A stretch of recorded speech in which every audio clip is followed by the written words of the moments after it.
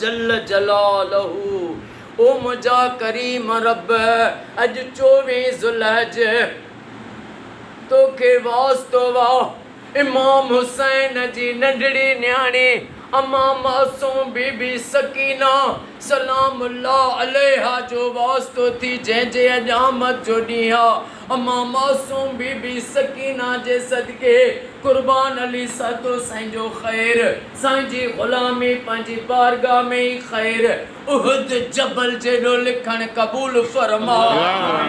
रब कुर्बान साईं खे सेहत ॾे, साईं जे सभिनी ॿारनि खे सेहत, अम्मा मिठी भेनरुनि खे सेहत ऐं वॾी हयाती अता फरमा।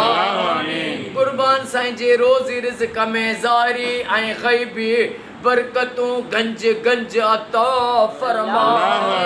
रब कुर्बान साहब जे जेके भी दिलनि में जायज़ तमन्नाऊं आहिनि अली असगर जो वास्तो थी साईं जे दिलनि जूं जायज़ तमन्नाऊं सभई पूरी फरमा। ओ मौला साईं गुलाम शबीर आराई साईं खे साईं जे बचड़नि खे क़यामत ताईं आबाद फरमा। सैयद बिशारत हुसैन शाह साईं खे साईं जे बचड़नि खे सेहत ऐं वॾी हयाती अता फरमा। साईं सैयद जाफर हुसैन शाह साईं खे हाकिम अली नूनारी साईं खे जे बचड़नि खे आबाद फरमा। साईं मोहम्मद बिलावल सियाल साईं दीदार साईं खे सेहत ऐं वॾी हयाती अता फरमा। साईं गुलाम अब्बास फुलपोटरो साईं खे इमाम सजाद जे सदके सेहत साईं जे बचड़नि खे सेहत ऐं वॾी हयाती ऐं हिननि जा क़यामत ताईं हर मोड़ ते बेड़ा पार फरमा।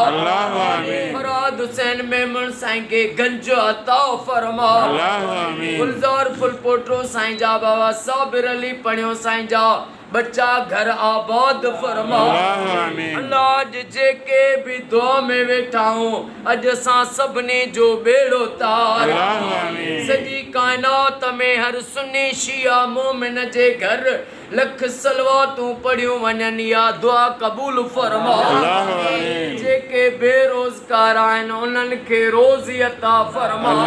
बे औलादनि खे औलाद अता फरमा। बेरोज़गारनि खे रोज़ी अता फरमा।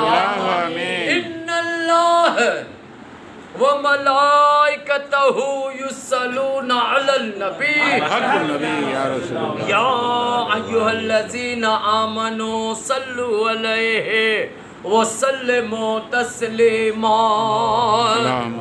अल्लाहुम्मा सल्लि अला मुहम्मद व आले मुहम्मद ला इलाहा इल्लल्लाह मुहम्मदुर रसूलुल्लाह। नारे